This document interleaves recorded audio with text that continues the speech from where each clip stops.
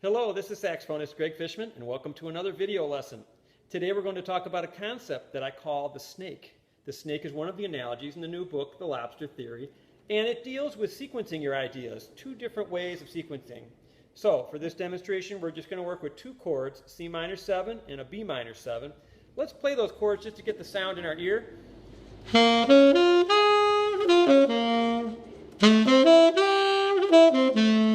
Okay? It's really important to set this harmonic groundwork so your ear is hearing the chord, especially if you're not playing along with a piano or guitar player. Okay? Now that we're hearing the chords, here's the idea. And then would be over the B minor. Okay? And that's a very traditional way of sequencing it. And I call this method snake around the racks. Okay? And here's what that looks like. There are the notes I was actually playing, if you wanted to play them and just by reading the music. But you notice I'm starting on the 9th with the C minor, and then when the chord changes to the B minor 7, I'm also starting on the 9th. So it's just basically a restatement of the idea, but the idea is transposed. As you look at the snake in the drawing, you can see that his path is to go around the racks, and with each new rack, as he comes around the corner, then he starts the idea again where the original idea began. Now, with snake over the racks, notice how the drawing is different here.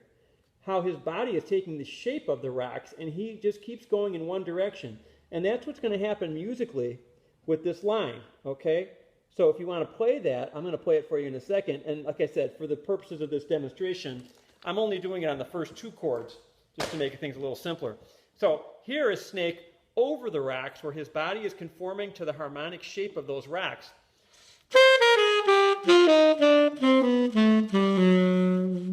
Okay, notice how different that is compared to that's snake around the racks. Here's snake over the racks. I could keep going.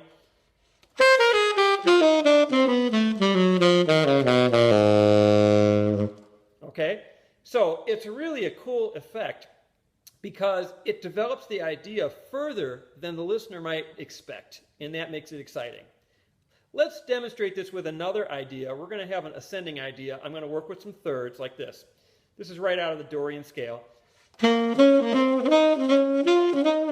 Now, if that was our theme, and we went with the traditional approach of going around the racks, and we're going to go C minor 7 to B minor 7, it would sound like this.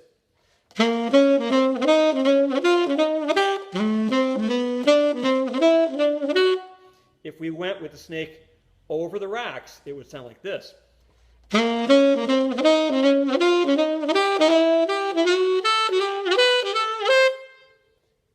Pretty exciting, actually, I think, because, again, you were not expecting that that idea was going to keep evolving and keep developing. Oftentimes, every time there's a new chord change, the soloist will start a new idea. But when you connect them like this, it gives a lot of continuity to the phrase, and it kind of connects the chords in a really smooth way. Now, one thing I wanted to tell you about the way that it works is it's through voice leading. When you're about to hit the new chord change, you have to voice lead to the next closest note in the new chord. Hopefully it's a half step away. A whole step would be all right, but a half step, is going to sound even smoother. Okay, so let's get back to our first example. Well, I went to an E when we switched to the B minor. The reason is we were on an F. That was the 11th of the C minor. I had two choices really as far as voice leading goes. From that F, I could have gone a half step up to an F sharp. I would have been on the 5th of B minor. Or I could have gone a half step down, and that's the note I ended up choosing, the E, the 11th of B minor. Now, I chose to go downward because the concept with the snake over the racks is that the snake continues to go in the direction it started. So if it starts to go down, everything is down. You don't go back up for the new chord change. That's not to say you will never ever do that. Once in a while, I do like to go up just for a difference, for a third option. But since you're just starting out with this concept, I think just keeping these two ideas really clear, that will make it easier for you when you're practicing and when you're working with the ideas. Okay? So that's today's video lesson.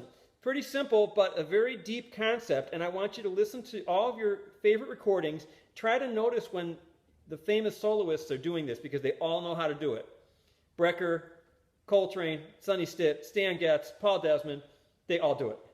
It's just this is just a name I came up with because I needed to label it for myself when I was observing the recordings when I would transcribe in my youth, and I tried to come up with labels for things that I liked. This one, just what came to my mind was an image of a snake around or over the racks. It was really that simple how I came up with it. All right, so I hope that you enjoyed the lesson. If you like my teaching concepts and my approach, please check out my website. That's www.gregfishmanjsstudios.com. There's also a new dedicated site for the new book that has some exclusive looks inside the book and some videos and some other things about it, and that is www.lobstertheory.com. All right, thank you so much, and I will see you very soon. Have fun working with the snake, and now you know what it means when you say around the racks or over the racks. Pretty inside stuff. All right, take care. I will see you later.